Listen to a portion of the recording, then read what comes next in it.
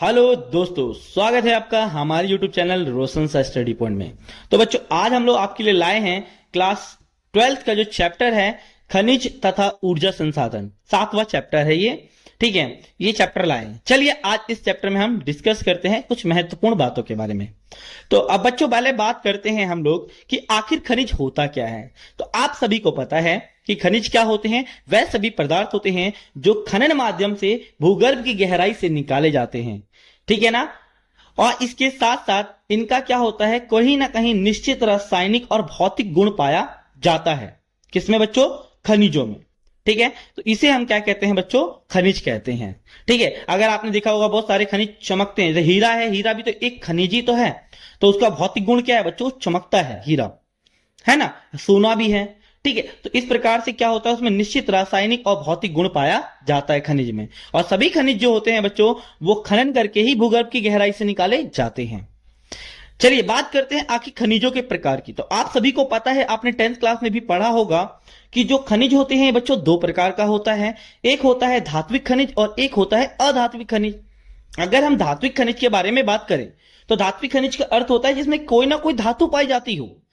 ठीक है, उसे हम धात्विक खनिज कहते हैं। इसके साथ साथ बच्चों धात्विक खनिज के दो प्रकार होते हैं। एक होता है अलोह खनिज और एक होता है लोह खनिज। अलोह का मतलब क्या होता है? जिसमें लोहे का अंश पाया ही नहीं जाता हो। उदाहरण के लिए आपका बॉक्साइड हो गया, तांबा हो गया। तो क्या बॉक्साइड और तांबे में कभी लोहा पाया जाता है? नहीं पाया जाता। तो वो बच्चों हमारा अलोह खनिज हो गया। ठीक है, धातु तो है लेकिन उसमें लोहा नहीं है। इसके साथ साथ एक होता है लोह खनिज। लोह खनिज का अर्थ क्या होता है कि जिसमें क्या होता है, लोहे का अंश पाया जाता हो। जैसे आपका मैग्नीज हो गया, लोहा हो गया। इसमें क्या है बच्चों, कहीं ना कहीं धातु पाया यानी लोहा पाया जाता है। एक अन्य आता है बच्चों अधात्विक खनिज। अधात्विक खनिज का अर्थ क्या होता है? जिसमें किसी प्रकार की धातु ना पाई जाती हो। जैसे आपने देखा हो संगमरमर, जस्ता, चूना पत्थर। ठीक है ना, इन सभी चीजों में क्या होता है बच्चों, किसी प्रकार का धातु नहीं पाया जाता है। तो इसीलिए बच्चों हम इसे कहते हैं अधात्विक खनिज। बच्चों तीसरा एक और प्रकार का होता है, ठीक है, जिसे हम ऊर्जा खनिज भी कहते हैं। ठीक है ना, जैसे आपने सुना होगा परंपरागत और गैर परंपरागत। इसके बारे में हम आगे डिस्कस करेंगे।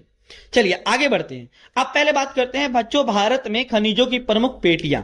अब बच्चों पेटियों का अर्थ क्या है, यानी हमारे भारत में क्या होता है बच्चों, खनिज एक समान तो हर जगह पाया नहीं जाता। तो भारत के अलग अलग हिस्सों में अलग अलग तरीके के खनिज पाए जाते हैं। ठीक है, तो इसी के आधार पर हमारे भारत में कुछ पेटियां बनाई गई हैं। यानी ये 3 पेटियां हैं, जिनमें से पहली पेटी कौन सा बच्चों? उत्तर पूर्वी खनिज पेटी। अब इस पेटी के अंतर्गत क्या होता है बच्चों, इस पेटी के अंतर्गत आने वाला जो क्षेत्र है, छोटा नागपुर का पठार, ठीक है, उड़ीसा का पठार, पश्चिम बंगाल, छत्तीसगढ़ के कुछ भाग इसके अंदर शामिल होते हैं। और यहां पर विभिन्न प्रकार के बच्चों खनिज पाया जाता है। आपने जैसे लोहा, लोहा, कोयला और मैग्नीज, इस प्रकार के खनिज इन क्षेत्रों में भरमार है, पूरी पूरी भरमार है। आपने सुना होगा झारखंड के बारे में। झारखंड में सबसे ज्यादा कोयला पाया जाता है, झारखंड के झरिया में। ठीक है, तो इस प्रकार से उत्तर पूर्वी खनिज पेटी हमारी ये है, आप मैप में भी देख सकते हैं। दूसरा आता है बच्चों दक्षिण पश्चिम खनिज पेटी।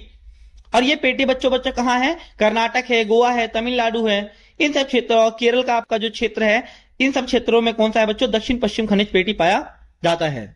और यहां जो बच्चों है बच्चों, मुख्य खनिज कौन कौन से हैं? जैसे लोहा हो गया, बॉक्साइड हो गया। ठीक है, इस प्रकार के खनिज यहां भरमार है। इन खनिजों की बहुत बड़ी मात्रा में इन क्षेत्रों में खनिज ये पाया जाता है। तो ये हमारा दूसरा खनिज पेटी है। तीसरे की अगर बात करें बच्चों, तीसरा हमारा है उत्तर पश्चिम खनिज पेटी। ये पेटी अगर बात की जाए, पेटी कह लो या पट्टी कह लो आप। ठीक है, अगर ये पट्टी देखा जाए तो कहां तक आता है बच्चों? जैसे अरावली का पर्वत हो गया राजस्थान में जो है, और गुजरात का कुछ भाग इसके अंदर शामिल है। और इसके साथ धारवाड़ का जो क्रम शैली है, ठीक है ना, यहां भी इस प्रकार के खनिज पाए जाते हैं। और यहाँ कौन कौन से खनिज पाए जाते हैं बच्चों? जैसे तांबा हो गया, जिंक हो गया, इस प्रकार के खनिजों की प्रमुखता पाई जाती है। और गुजरात में पेट्रोलियम के निक्षेप काफी बड़ी मात्रा में पाया जाता है, यानी पेट्रोल यहां काफी बड़ी मात्रा में पाया जाता है। अब बात करते हैं बच्चों तांबे के बारे में, यानी तांबे के लाभ और क्षेत्र। तो पहले आप सभी को पता होगा कि तांबे का हम उपयोग अलग अलग कार्यों में करते हैं। जैसे आप सभी को पता है, जैसे बिजली के जो मोटर हो गए, ट्रांसफार्मर हो गए, जनरेटर हो गए। ठीक है, और विद्युत उद्योग के लिए क्या है बच्चों, काफी ज्यादा महत्वपूर्ण है। कौन सा बच्चों? तांबा उद्योग या तांबा। ठीक है, और ये एक आघात वर्धनीय तथा तन्य धातु है। कहने का मतलब क्या है बच्चों कि इसे हम, ये तन्यता यानी फ्लेक्सिबिलिटी इसके अंदर क्या होती है? सबसे ज्यादा होती है। वह सबसे ज्यादा सोने में होती है बच्चों। ठीक है ना, इसके साथ साथ आभूषणों, आपको पता है सोने के आभूषण को मजबूत करने के लिए किसमें का प्रयोग किया जाता है बच्चों? तांबे का प्रयोग किया जाता है। अगर आप प्योर सोना पहनोगे ना, प्योर सोना तो होता ही मतलब नहीं पहन सकते, क्योंकि उसको काफी ज्यादा मुलायम होता है, तो उसको मजबूती प्रदान करने के लिए तांबा मिलाया जाता है। इसके साथ साथ अगर बात की जाए तांबे की, अगर प्रमुख खानों के बारे में बात की जाए तो बच्चों झारखंड में एक जगह है जिसे हम कहते हैं सिंह भूमि, जो जिला है, यहां तांबा ज्यादा पाया जाता है। इसके साथ साथ मध्य प्रदेश में बालाघाट है, यहां भी तांबा पाया जाता है। कर्नाटक का चित्रदुर्ग है, ये जगह है, यहां भी तांबा पाया जाता है। और राजस्थान में सबसे ज्यादा तांबा पाया जाता है। राजस्थान में अगर तांबे की खानों के बारे में बात की जाए, अलवर, झुंझुन, खेतड़ी, इसके साथ और भी है, उदयपुर है, ठीक है, इन सब क्षेत्रों में तांबा सबसे ज्यादा पाया जाता है। अब बात करते हैं बच्चों मैग्नीज के बारे में, यानी मैग्नीज के लाभ और क्षेत्र। तो आप सभी को पता है लोहे को पिघलाने के लिए, ठीक है ना, ये कच्चे माल के रूप में इसका प्रयोग किया जाता है। इसका उपयोग लोहे को मिश्र धातु या विनिर्माण में भी किया जाता है। किसका बच्चों? मैग्नीज का प्रयोग।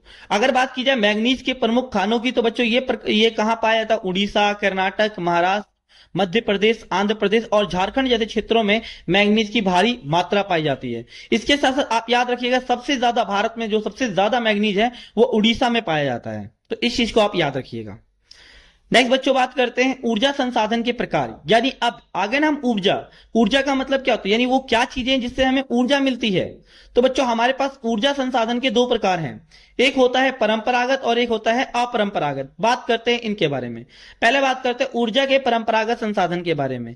तो परंपरागत है, यानी ऊर्जा के परंपरागत जो संसाधन, उन संसाधनों को कहा जाता है जिनका प्रयोग मानव ने काफी लंबे समय से कर रहा है, ठीक है ना। हम लोग क्या कर रहे हैं? परंपरागत ऊर्जा का प्रयोग काफी लंबे समय तक करते आ रहे हैं, प्राचीन समय से लेकर अब तक करते आ रहे हैं।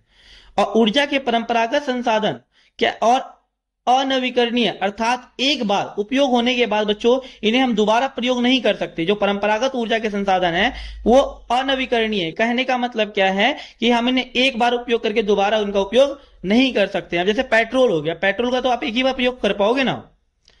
और इसके साथ ऊर्जा के परंपरागत संसाधन क्या है बच्चों? समाप्य हैं, अर्थात एक समय के बाद ये भी सभी क्या हो जाएंगे? खत्म हो जाएगा। कोयला, पेट्रोल, प्राकृतिक गैस, ये कभी ना कभी तो खत्म होगा। और विश्व में ऊर्जा के परंपरागत संसाधनों का वितरण क्या है बच्चों? असमान है, ठीक है ना, यानी कहीं ज्यादा पाया जाता है तो कहीं कम पाया जाता है, कहीं तो पाया ही नहीं जाता। और विश्व में क्या है बच्चों? प्रदूषण का मुख्य कारण क्या है? ऊर्जा के परंपरागत संसाधन है। यानी विश्व में अगर आप देखोगे ना प्रदूषण का मुख्य कारण, तो हमारा है परंपरागत ऊर्जा के संसाधन। उदाहरण के लिए अगर बात की जाए कोयला हो गया, पेट्रोलियम हो गया, तो इससे क्या होता है बच्चों? इससे पोल्यूशन ही तो होता है, ठीक है।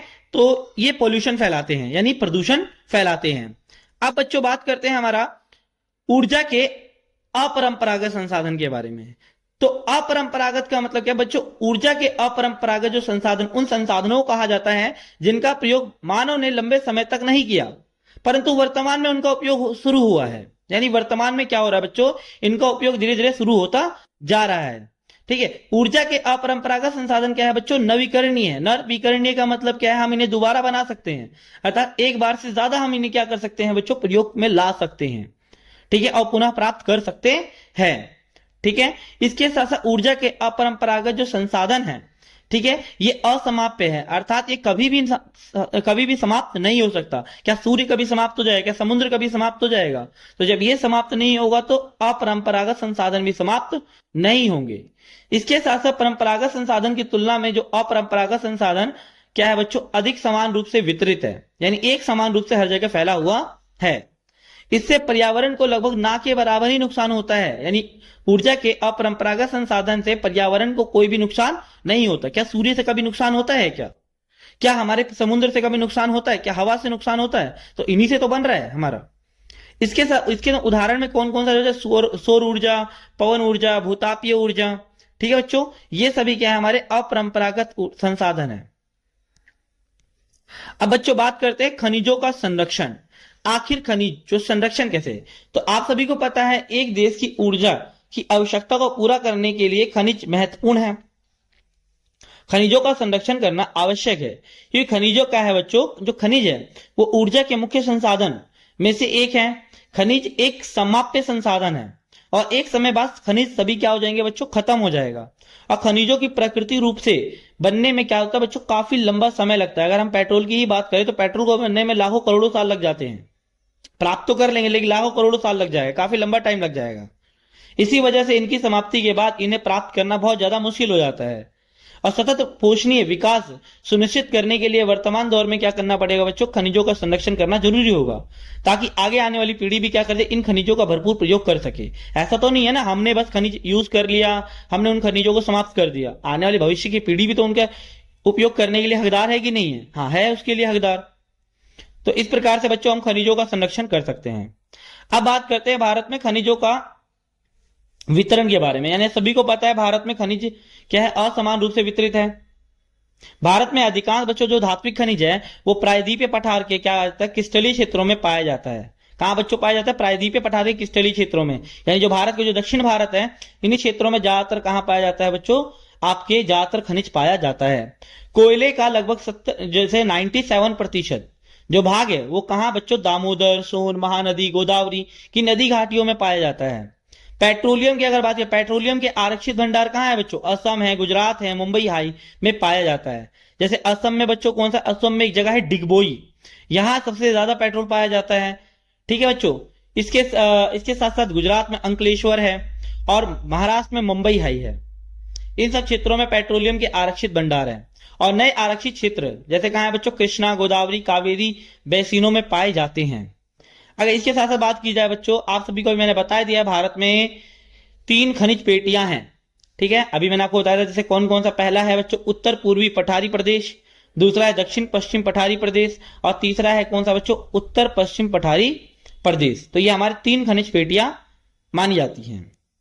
अब बच्चों बात करते हैं भारत में खनिजों का संरक्षण आखिर आवश्यक क्यों है। आखिर हम लोग खनिजों का आवश्यक क्यों कर रहे हैं और इनकी जरूरत क्या है, हम क्यों इनका वो करें, हम लोग इनका क्यों उपयोग करें, इनकी विधियां क्या हैं। तो बच्चों अगर बात की, देखो आप सभी को पता है खनिज क्या है, समय के साथ क्या है, समाप्त हो जाएगा। ठीक है ना। भूगर्भिक दृष्टि से क्या होता है, खनिजों को बनने में लंबा समय लगता है। कहने का मतलब क्या है बच्चों कि अगर बात की जाए खनिजों को बनने में लंबा समय लगता है, काफी लंबा टाइम लग जाता है, और जब हमें जरूरत होगी तो इनका पुनर्भरण हम नहीं कर सकते। इसलिए सतत पोषणीय विकास और आर्थिक विकास के लिए हमें खनिजों का संरक्षण करना अनिवार्य है। अगर हमारे सामने कोयला या पेट्रोल खत्म हो जाएगा तो दोबारा थोड़ा ना ला सकते, हम लोग नहीं ला सकते। तो इन सभी कारणों से हमें क्या करना पड़ेगा बच्चों, खनिजों का संरक्षण करना जरूरी है। अब बात करते हैं आखिर इन खनिज संरक्षण का हम लोग संरक्षण किस प्रकार से कर सकते हैं, यानी खनिज संरक्षण की विधियों के बारे में। तो पहला बच्चों हम लोग क्या करें, इसके लिए ऊर्जा के वैकल्पिक स्रोतों का प्रयोग करें। वैकल्पिक स्रोतों का मतलब क्या है बच्चों, अपरंपरागत ऊर्जा का हम प्रयोग करें, जैसे सौर ऊर्जा, पवन ऊर्जा, तरंग ऊर्जा, भूतापीय ऊर्जा। क्यों? क्योंकि बच्चों ये असमाप्य स्रोत हैं, ये कभी भी खत्म ना होने वाले स्रोत हैं। ठीक है ना। इसके साथ साथ धात्विक खनिजों के स्थान पर हमें क्या करना है, छज्जन धातु का प्रयोग करना चाहिए और धातुओं के पुनः चक्रण पर क्या देना चाहिए बच्चों, बल देना चाहिए। इसके साथ साथ अत्यंत खनिजों के लिए स्थापनों का उपयोग भी खनिजों के लिए संरक्षण में काफी जरूरी है। और सामरिक और अति अल्प खनिजों के, जैसे सामरिक हैं लड़ने जैसे, और इसके साथ जो हमारे सामने कम खनिज है, ठीक है, उनके निर्यात को क्या करना चाहिए, घटाना चाहिए। यानी जिन खनिजों की मात्रा हमारे पास कम है उनको हमें दुनिया दूसरे देशों में नहीं बेचना चाहिए, उन्हें हमें बचाना चाहिए।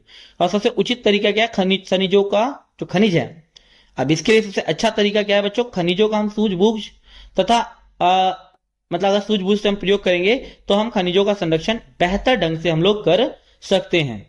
ठीक है, तो बच्चों ये हमारे सामने क्या है बच्चों, खनिज संरक्षण की क्या है, विधियां हैं, और इन सभी चीजों का प्रयोग करके हम खनिजों का संरक्षण कर सकते हैं।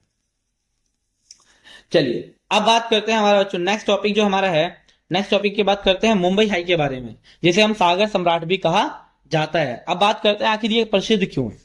तो आप सभी को पता है समुद्र तट से दूर समुद्र की तली में मौजूद जो प्राकृतिक जो तेल होता है ना, उसको वेधन का मतलब क्या था, खनन करके प्राप्त करना क्या कहलाता है, अपतटवर्धन कहलाता है। यानी अपतटवेधन कहलाता है, यानी समुद्र की तली से जो मौजूद प्राकृतिक तेल को निकालना क्या कहलाता है बच्चों, अपतटवेधन कहलाता है। और खंबात की खाड़ी के निकट जो अरब सागर में खनिज तेल के भंडार हमें पाए जाते हैं। सागर तट से दूर बॉम्बे हाई नामक तेल की क्या है बच्चों क्षेत्र में सागर सम्राट नामक एक जहाज से खुदाई किया गया था 1947 में। ठीक है ना। और यह क्षेत्र भारत के सबसे अधिक तेल उत्पन्न करने वाला क्षेत्र है, जिसे हम मुंबई हाई कहते हैं। तो इसी जहाज से क्या किया था, तेल को निकाला गया था, इसीलिए इसे क्या कहा जाता है बच्चों, सागर सम्राट कहा जाता है। और भारत में सबसे ज्यादा पेट्रोल कहाँ पाया जाता है बच्चों, मुंबई हाई में ही पाया जाता है। इस चीज को आप लोग याद रखिएगा। अब बच्चों बात करते हैं आखिर कोयले के बारे में। आप सभी को पता है, तो जो कोयला होता है बच्चों, कोयले के जो 4 प्रकार होते हैं, ठीक है ना। अब बात करते हैं इन सभी कोयले के प्रकारों के बारे में। पहला बच्चों कौन सा, पीट कोयला, ठीक है। इसमें कार्बन की मात्रा 50% से 60% तक होती है, और इसे जलाने पर क्या होता है बच्चों, अधिक राख और धुआं निकलता है। और ये सबसे निम्न कोटि का कोयला होता है, याद रखिएगा। सबसे निम्न कोटि का कोयला कौन सा होता है बच्चों, पीट कोयला होता है। ये कई बार पेपर में एमसीक्यू में पूछा जाता है कि सबसे घटिया किस्म का कोयला कौन सा होता है, तो आप बता दीजिएगा पीट कोयला से घटिया या निम्न कोटि का कोयला होता है। अब बात करते हैं, दूसरा आता है बच्चों लिग्नाइट कोयला। अब इसमें इसमें क्या होता है बच्चों, कार्बन की जो मात्रा है वो 65 से 70 तक होती है, और इसका रंग क्या होता है बच्चों, भूरा होता है। इसमें जलवाष्प की मात्रा क्या होती है, अधिक होती है, मतलब गीला टाइप सा होता है। तीसरा बच्चों प्रकार कौन सा है, बिटुमिनस कोयला है। इसे मुलायम कोयला भी कहा जाता है, और इसका उपयोग घरेलू कार्यों में किया जाता है, और इसमें कार्बन की मात्रा 70 से 85% तक होती है बच्चों, ठीक है। और चौथा आता है बच्चों एंथ्रेसाइट कोयला। ये कोयला सबसे उत्तम कोटि का होता है, यानी सबसे अच्छा कोयला होता है एंथ्रेसाइट। इसमें कार्बन की मात्रा 85 से भी अधिक होती है, और सबसे अच्छी क्वालिटी का कोयला होता है एंथ्रेसाइट। और सबसे निम्न कोटि का कोयला कौन सा होता है बच्चों, पीट कोयला माना जाता है।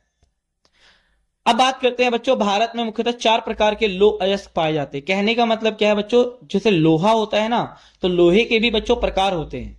पहला होता है बच्चों मैग्नेटाइट अयस्क, जो ये क्या होता है, सर्वोत्तम कोटि का लोहा होता है, किंतु भारत में ये बहुत ही कम पाया जाता है।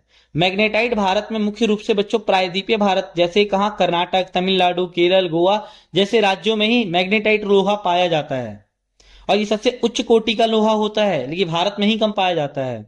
दूसरा बच्चों हेमेटाइट, ये भारत में लोह अयस्क में क्या है बच्चों, द्वितीय कोटि का लोह अयस्क है, किंतु भारत में इसकी मात्रा ज्यादा है, यानी 85% जो लोहा है वो हेमेटाइट प्रकार का पाया जाता है, ठीक है।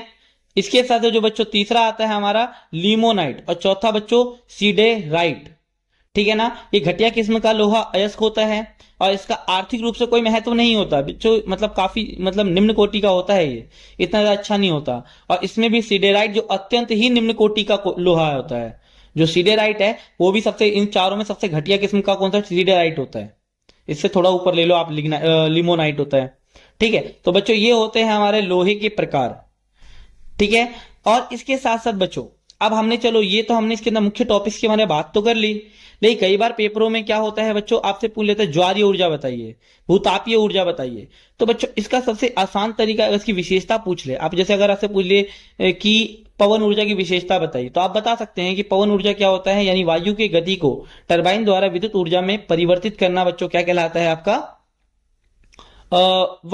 मतलब पवन ऊर्जा कहलाता है। अगर आपसे इनकी विशेषता पूछे तो आप बता दीजिएगा कि इनका वितरण क्या है, समान है, ये प्रदूषण नहीं फैलाते हैं, ठीक है, और इनका समान है, ठीक है, और ये कभी ना खत्म वाले संसाधन है, इनका कभी समापन नहीं हो सकता, ठीक है। तो ये सारी विशेषताएं आप हर किस में आप लिख सकते हैं, जो अपरंपरागत ऊर्जा के स्रोत है। इसके साथ अगर बच्चों इस चैप्टर में आपको कोई भी ऐसा लगता है कि मैंने कोई चीज नहीं समझाई है, तो आप मुझे कमेंट बॉक्स में लिख सकते हैं, लेकिन बाकी जो मैंने जितना भी इंपॉर्टेंट चीजें हैं इस चैप्टर में मैंने आपको समझा दिया है। तो अगर बच्चों वीडियो